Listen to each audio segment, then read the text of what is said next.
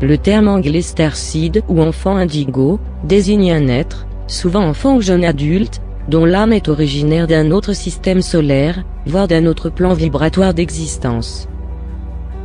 L'arrivée des indigos s'est faite par vagues, dans les années 60, 70, 80 et 2000. La plupart des indigos sont aujourd'hui adultes, bien qu'il y ait encore des indigos qui naissent aujourd'hui. Dans les milieux spirituels, sont également souvent évoqués ce que l'on appelle les enfants cristal ou arc-en-ciel, qui correspondraient aux toutes dernières générations nées, d'enfants représentatifs de la nouvelle conscience nécessaire à la création de la nouvelle Terre. Dans cette vidéo, il n'y a pas de notion de valeur supérieure ou inférieure. Nous sommes un, et nous passons chacun par des étapes. Les enfants d'aujourd'hui sont les adultes de demain.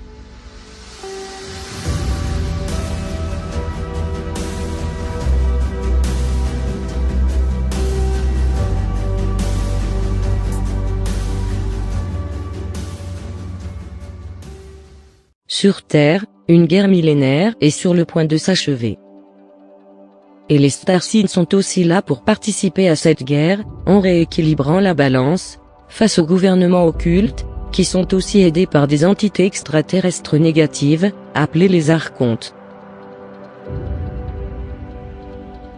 Pour vous aider à comprendre qui sont les enfants indigos, peut-être est-ce votre cas, ou peut-être avez-vous quelqu'un dans votre famille ou parmi vos amis qui est ainsi. Voici un descriptif des symptômes les plus courants qui les caractérisent. Il n'est pas nécessaire de les avoir tous pour être un enfant indigo, mais en général, c'est le cas. Par ailleurs, il ne s'agit pas là de mettre encore de nouvelles étiquettes, qui diviseront encore plus les êtres humains, mais de comprendre véritablement qui nous sommes, et ainsi de pouvoir libérer énormément de personnes qui se sentent extrêmement mal et incomprises, du fait de ces caractéristiques, qui sont difficiles à vivre dans notre société actuelle encore trop peu évoluée spirituellement. Également, veuillez noter que cette description a volontairement été très simplifiée afin de permettre l'accès à ces informations pour les personnes débutant leur éveil spirituel, ce qui est primordial. Les indigos sont intelligents, ils expriment fortement leur volonté, sont rapides, intuitifs, refusent souvent les attitudes autoritaires, et sont souvent doués pour la technologie. Ils ont la sensation d'être sur Terre pour accomplir une mission, dont ils ne peuvent détourner leur attention. Ils se sentent différents, étrangers à ce monde, dans lequel ils ont souvent beaucoup de mal à s'adapter, surtout dans leur jeunesse. Les indigos ont un esprit guerrier, parce que leur but commun consiste à démanteler les vieux systèmes qui ne nous servent plus. Ils sont ici pour aider à faire disparaître les systèmes gouvernementaux, éducatifs et légaux qui manquent d'intégrité. Ils ne supportent pas le mensonge et la corruption. Ils sont intègres, sages, justes et authentiques. Physiquement, un indigo n'est en rien différent des autres personnes. On peut également remarquer que les jeunes indigos possèdent des centres d'intérêt inhabituels pour leur âge, comme par exemple le paranormal, les extraterrestres, l'hypnose ou encore la spiritualité, et qu'il peut avoir du mal à s'intégrer à l'école.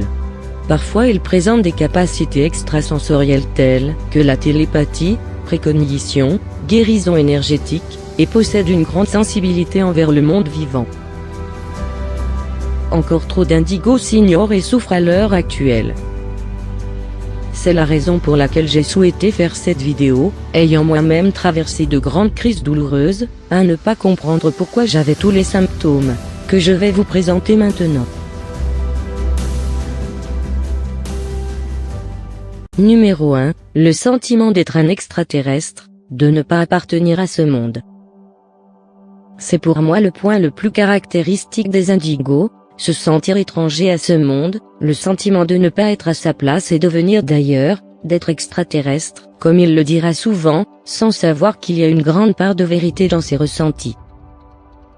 L'indigo se sent si différent des autres. Il voit tellement de choses, comprend tellement de choses, qu'il ne comprend pas comment il est possible que les autres ne le voient pas. Il ne comprend pas pourquoi il est ici, parmi tant d'inconscience, de cruauté, de malheur, de manque d'amour, de non-respect de la nature et des animaux qui lui sont si chers. Numéro 2, le sentiment d'avoir une mission. L'indigo a depuis très jeune le sentiment d'être missionnaire, d'être ici sur Terre pour une raison bien précise, même s'il ne peut pas toujours l'expliquer. Souvent, il ne comprend sa mission qu'à l'âge adulte. C'est très douloureux car il se sentira très souvent incompris. Il sent qu'il a quelque chose à réaliser, quelque chose d'important, de tellement important, que c'est la seule chose qui l'intéresse. Il n'arrive pas à vivre comme tout le monde, à se satisfaire d'une vie normale, ni d'un travail qui n'apporterait rien au monde. Les autres peuvent le trouver prétentieux ou bizarre, car il n'arrive pas à vivre comme les autres, à rigoler des mêmes choses, à s'amuser des mêmes choses. Il n'arrive pas à comprendre ceux qui peuvent vivre, sans se poser de questions, ni sans vouloir changer ce qui ne va pas sur Terre. Il sent une force qui le pousse, une sorte de destinée qu'il a, à réaliser sa mission, dont il ne peut détourner le regard. Numéro 3, l'hypersensibilité. L'indigo est hypersensible, tous ses sens sont hyper développés, ce qui peut le faire énormément souffrir tant qu'il ne comprend pas pourquoi il en est ainsi. Et surtout s'il se compare aux autres humains, et s'il vit dans une société qui n'honore pas la sensibilité mais plutôt la ridiculise. Numéro 4, ressentir les vibrations. L'indigo se sent très souvent épuisé, et vidé psychologiquement quand il fréquente d'autres humains, ou des lieux publics. Par contre il se sent terriblement bien en présence des animaux, qui détiennent une vibration très élevée, comme les chats et les chiens par exemple. Nous sommes avant tout des êtres énergétiques. Nous avons un corps physique, mais aussi un corps astral, éthérique, et de nombreux autres corps multidimensionnels. Nous sommes tous des êtres multidimensionnels et vibratoires. Nous pouvons mesurer la vibration de chacun, de chaque être vivant ainsi que de chaque objet. Les indigos ressentent les vibrations de tout ce qui les entoure, ce qui peut être très déstabilisant lorsque l'on ne comprend pas pourquoi il en est ainsi. Numéro 5, ressentir de fortes crises d'angoisse face aux séparations. L'indigo étant un être d'amour pur, il ne supporte pas la séparation avec les êtres qu'il aime. L'idée qu'un être, humain ou animal, qu'il aime puisse disparaître, le met dans un état de tristesse profond. Il ne supporte pas les au revoir, les adieux, les séparations, et surtout les deuils.